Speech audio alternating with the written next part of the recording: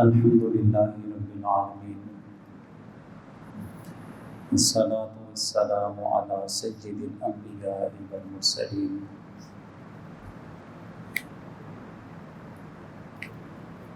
قال اللہ تبارک و تعالی فی کلام المجید بسم اللہ الرحمن الرحیم انا اعطیناک الکوثر فصل لربک وانحر ان شانئک هو الابتر۔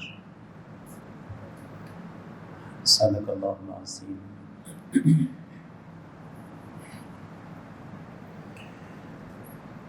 لائق صد احترام معزز سامعین و حاضرین، آج جمعہ کے اس اجتماع میں قربانی کے فضائل اور قربانی سے متعلق دینی معلومات ہیں اور چند احکامات آپ کے سامنے پیش کیے جائیں گے، جہاں پہ محسوس کریں کہ جو احکامات پیش کیے گئے آپ کو پہلے سے ان باتوں کا علم ہے تو اللہ کا شکر ادا کریں کہ علم ہے تو ظاہر عمل بھی کرتے ہوں گے، تو ہمارے عمل اچھے طریقے سے ادا ہو رہے ہیں۔ جہاں پہ آپ سمجھیں کہ یہ معاملہ تو میں نے پہلی مرتبہ سنا ہے، تو اس کا مطلب یہ نہیں ہے کہ ساری زندگی ہم نے ایک ہی بات سنی ہوئی تھی، اب مولوی صاحب نے کیا کہہ دیا، تو اس کا مطلب یہ ہوا کہ آپ نے جو سمجھا ہوا تھا یا سنا ہوا تھا تو وہاں پہ علم ختم ہو گیا تھا۔ ایسا نہیں ہو سکتا ہے کہ شروع سے ہی ایک نامکمل مسئلہ ہے، نامکمل معلومات ہے، وہ سن رکھی تھی اور اسی کے مطابق ہم چلتے رہے، عرصہ گزر گیا۔ تو دین کا تقاضا یہ ہے کہ جب بھی اصلاح کی بات معلوم ہو جائے اور صحیح اور درست مسئلہ جب ہمارے سامنے پیش کر دیا جائے تو اسے تسلیم کر لینا چاہیے۔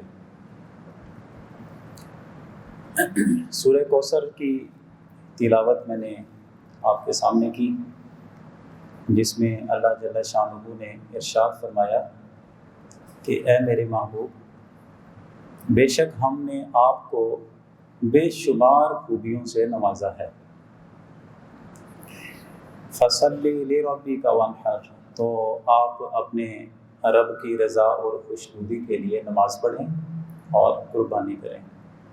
إِنَّ شَانِئَكَ هُوَ الْأَبْتَرُ، بے شک آپ کا جو دشمن ہے وہ ذلیل و رسوا ہو جائے گا، خوار ہو جائے گا، اور اس کی نسل ہے، اس کے معاملات ہیں، سب ختم ہو جائیں گے۔ وعلیکم السلام ورحمۃ اللہ وبرکاتہ۔ نعرہ تکبیر، نعرہ رسالت، نعرہ حیدری۔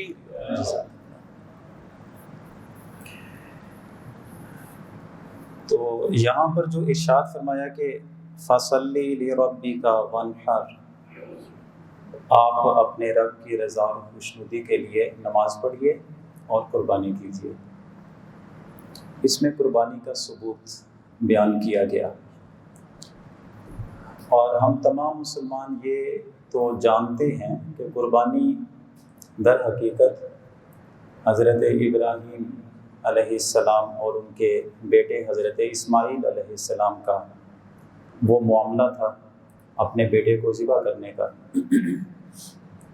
تو اس بیٹے کے بدلے میں اللہ تعالیٰ نے جنتی جانور ہے جس کا انتظام کیا، اسے ذبح کر دیا گیا، اور وہیں سے پھر آنے والی امتوں میں، چاہے وہ دین یہود ہو، دین عیسائیت ہو، اور پھر دین اسلام ہو، حضرت ابراہیم علیہ السلام کی سنت کو آنے والے تمام ادیان میں جاری رکھا گیا، اور وہی حکم ہمارے دین اسلام میں بھی رائج ہے۔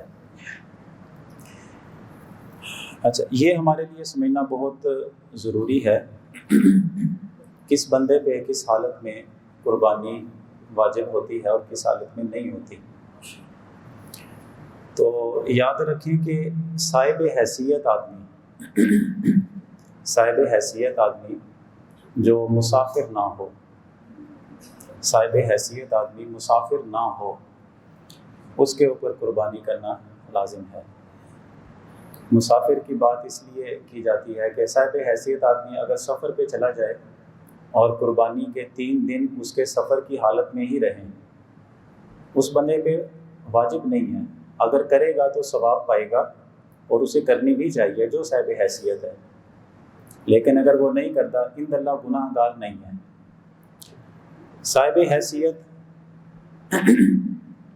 جو مسافر نہ ہو اس کے اوپر قربانی کرنا لازم ہے۔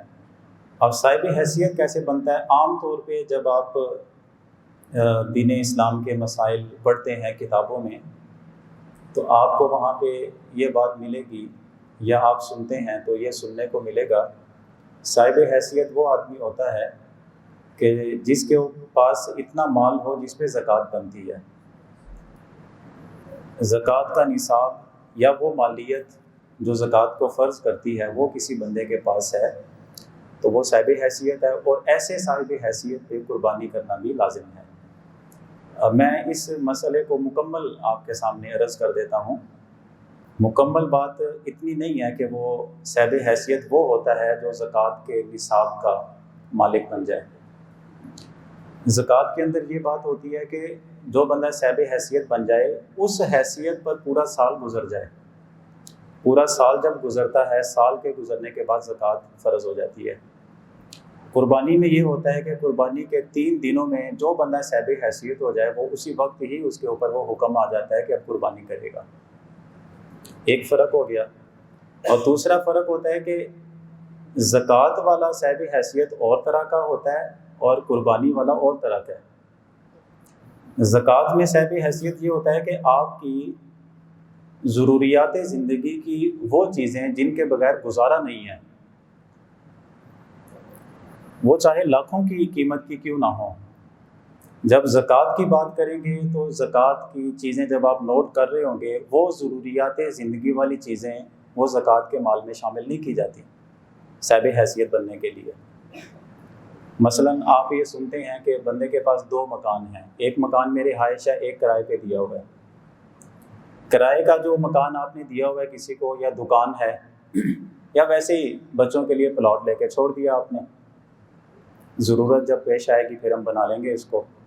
زکوٰۃ کا جب آپ لکھ رہے ہوتے ہیں کہ میں کن کن چیزوں کا مالک ہوں، اس میں یہ کرائے پہ دیا ہوا مکان شامل نہیں کیا جاتا، یا جو دکان آپ جس کا کرایہ وصول کرتے ہیں وہ آپ وہ پراپرٹی اس میں نہیں لکھیں گے زکوٰۃ نکالنے کے لیے، یا الگ سے جو آپ نے اور خرید کے رکھا ہوا ہے پلاٹ بچوں کے استعمال کے لیے، زکوٰۃ کا جب معاملہ ہوتا ہے تو وہ چیزیں اس مال میں آپ شامل نہیں کرتے کہ آپ صاحب حیثیت ہیں تو آپ کے پاس کیا کیا ہے، کیونکہ یہ ضروریات زندگی کی چیزیں ہوتی ہیں جو بنا کے رکھی ہوتی ہیں۔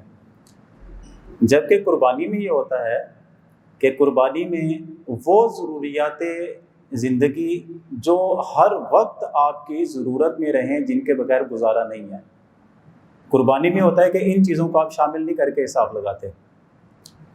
لیکن ایک ایسی چیز جو زکوٰۃ کے معاملے میں نہیں آتی لیکن آپ کی ضرورت سے تھوڑی ایکسٹرا ہے، جیسے الگ سے کوئی دکان ہے کرائے پہ دی ہوئی ہے، الگ سے مکان ہے آپ نے کرائے پہ دیا ہوا ہے، جب قربانی کا آپ نصاب بناتے ہیں نا صاحب حیثیت ہونے کا، ان کو شامل کرتے ہیں۔ پھر اب فرق کیا نکلا اس چیز سے؟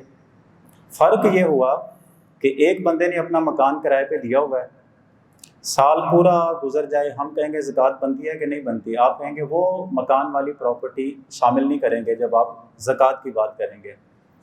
قربانی کا جب معاملہ ہوگا پھر اسے شامل کریں گے، اب صاحب حیثیت اپنا ہونا معلوم کریں گے۔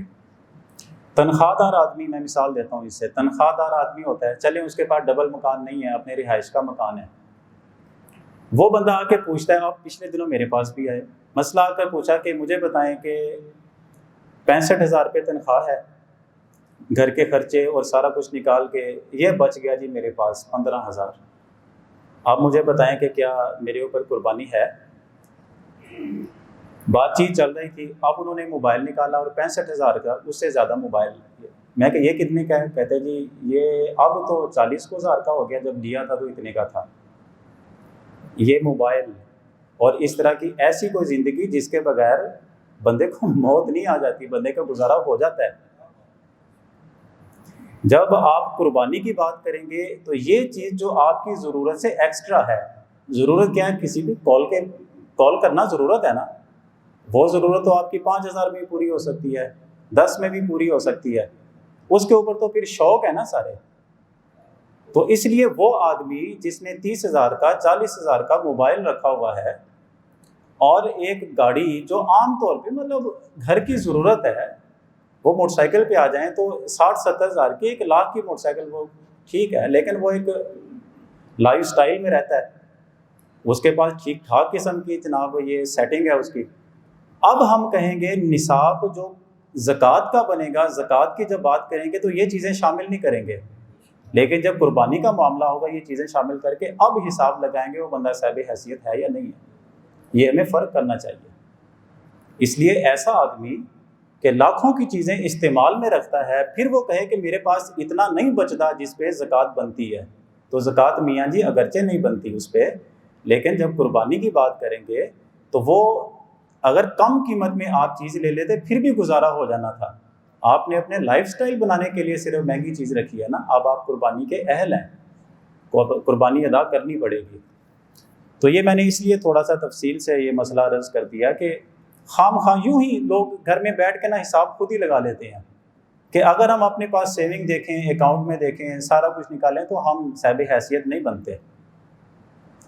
تو اس لیے میں نے تھوڑا سا ڈیٹیل سے بتایا کہ جب لاکھوں کی چیزیں استعمال کرنے کی اہلیت ہے تو پھر 20-25 ہزار پہ خرچ کر کے اللہ کی ایسی رضا والا کام جو سال کے بعد ایک مرتبہ کرنا پڑتا ہے، تو ہم کیوں اس میں اپنے آپ کو یہ کہیں کہ ہم لوگ صاحب حیثیت نہیں ہیں۔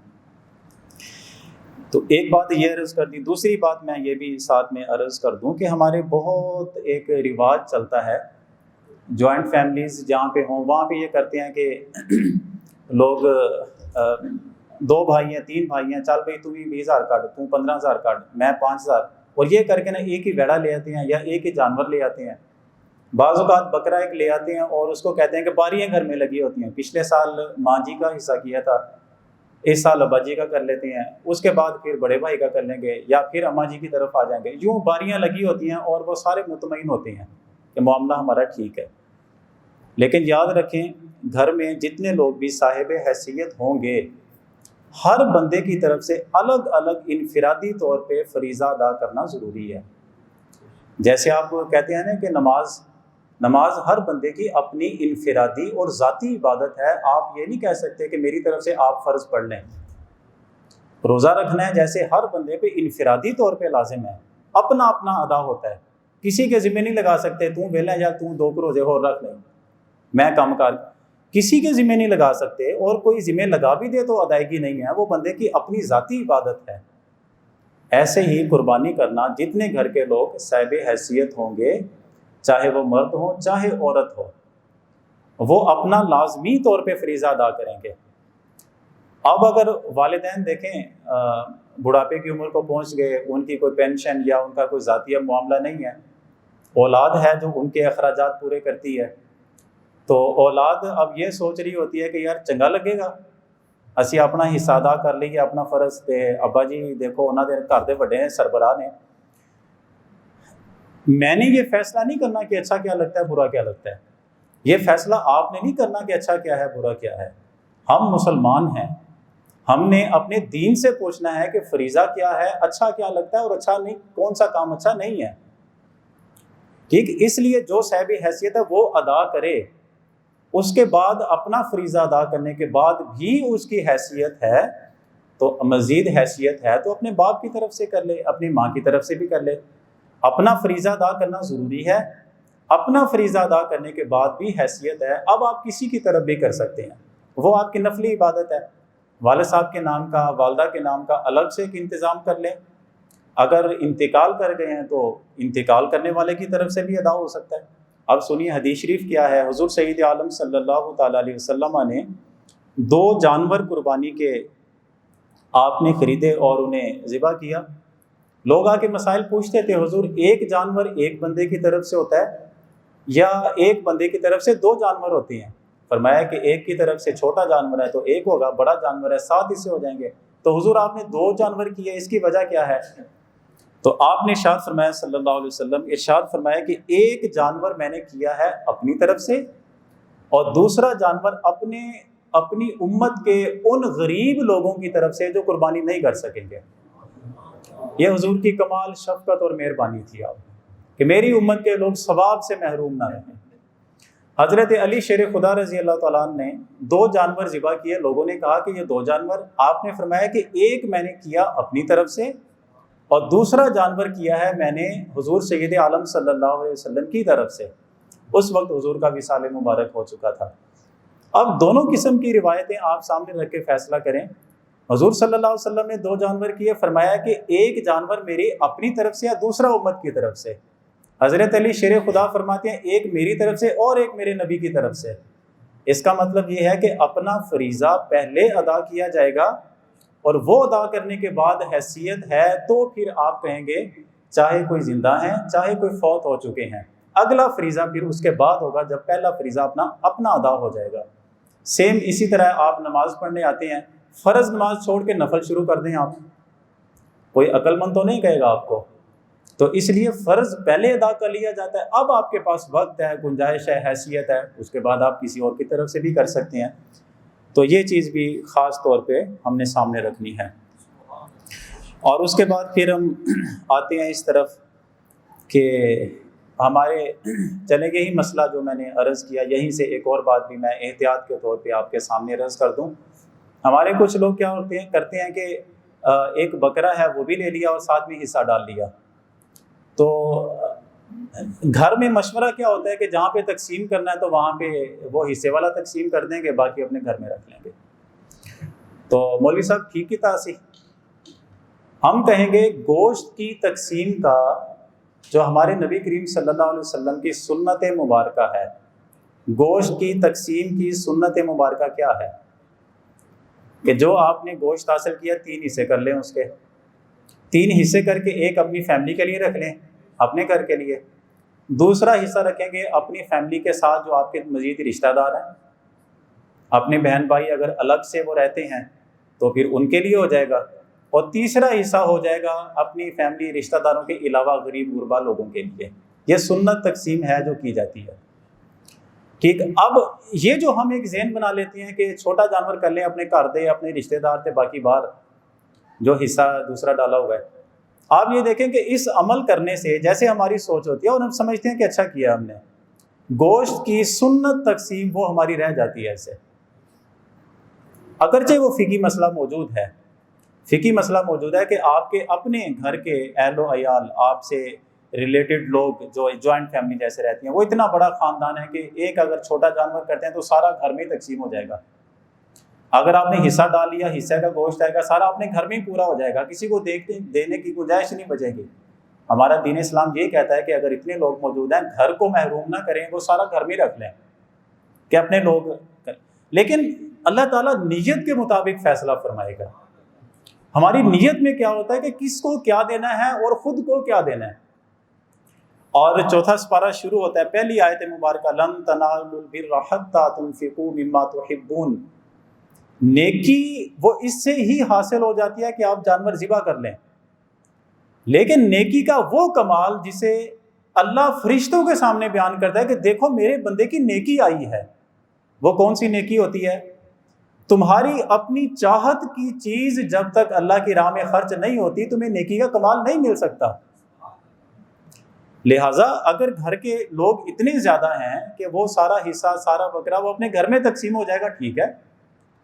اب یہی سنت عمل ہے کہ اپنے گھر کے ممبرز کو کسی کو محروم نہ کریں، لیکن اگر وہ ایکسٹرا بچتا ہے تو پھر وہ ونڈ جو ہم ڈالتے ہیں نا کہ حصہ لوگوں کو تقسیم کر دیں گے، یہ والا گھر میں رکھ لیں گے، مطلب یہ ہے کہ آپ نے صرف ذبح کرنے کی حد تک فرض ادا کیا ہے، ایسا عمل اس فرض کو نہیں بنایا کہ اللہ تعالیٰ فخر کے ساتھ فرشتوں کے سامنے بیان کرے کہ دیکھو میرے بندہ مومن کی کیسی نیکی آئی ہے، اس نیکی سے محروم رہیں گے۔ پھر اللہ دل کے احوال جانتا ہے، حدیث شریف میں ہے کہ اللہ تعالیٰ تمہاری صورتیں نہیں دیکھتا، تمہارے مال نہیں دیکھتا۔ صورتوں سے مراد کہ صورت کیسی ہے، مال سے مراد زیادہ ہے یا کم ہے، وہ دیکھتا ہے کہ تمہارے دلوں کی پرہیزگاری کتنی ہے، اس کے مطابق اجر عطا فرماتا ہے۔ تو یہ بھی لازمی طور پہ نا اس چیز کو اپنے ذہن میں رکھیے گا اب میں ایک مسئلہ یہ بھی عرض کر دوں، جانور کی خریداری کے وقت مسنون طریقہ کیا ہے؟